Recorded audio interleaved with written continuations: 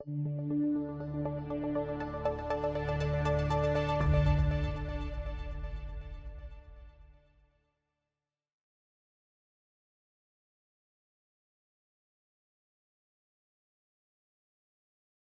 financial market's increasing attention on ESG investing has largely placed corporations under a microscope, with ever-growing scrutiny to discern whether they're following through on their stated commitments to achieve better environmental, social, and governance practices.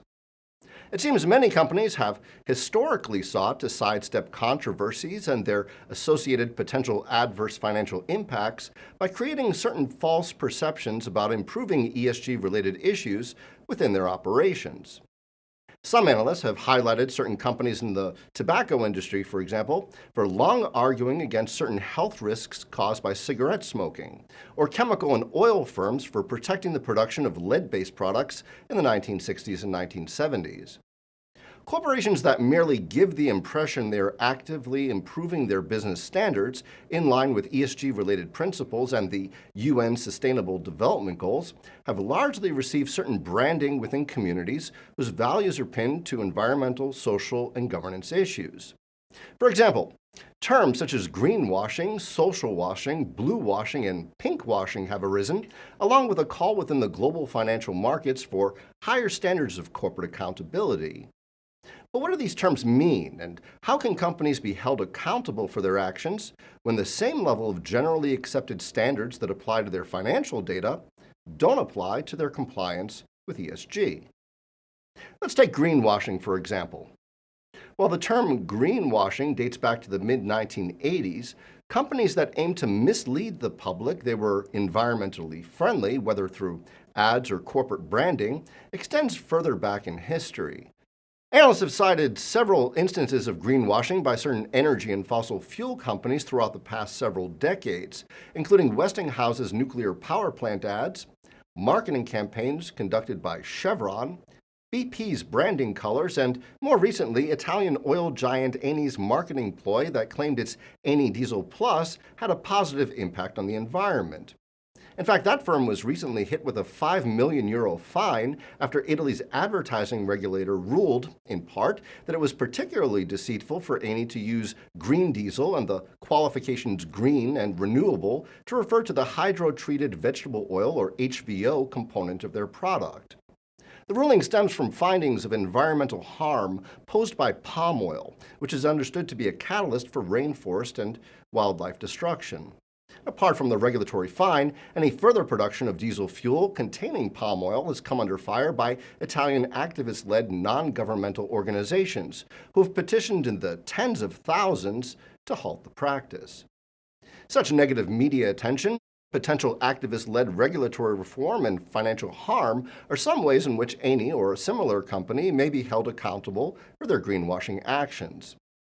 Given the consequences, they may decide to follow through on improving their business practices to avoid further financial and reputational damage, which could also come from ESG-concerned stakeholders, as well as share owners who hold sway over the composition of the company's board as well as its stock price.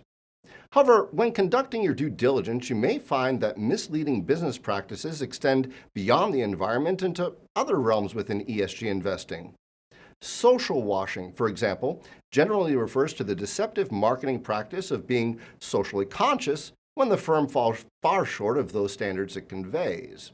Recall the social bonds we discussed in our earlier lesson, for example, which, when reading through the issuer's prospectus, may reveal uses for proceeds that are not aligned with any material social benefits or even perhaps with any social project.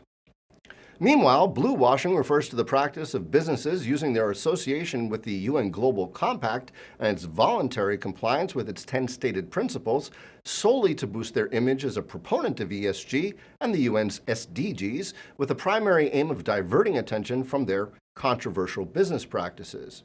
Also, pink washing is yet another practice a company may be engaged in, and this involves creating a false perception about upholding LGBT rights.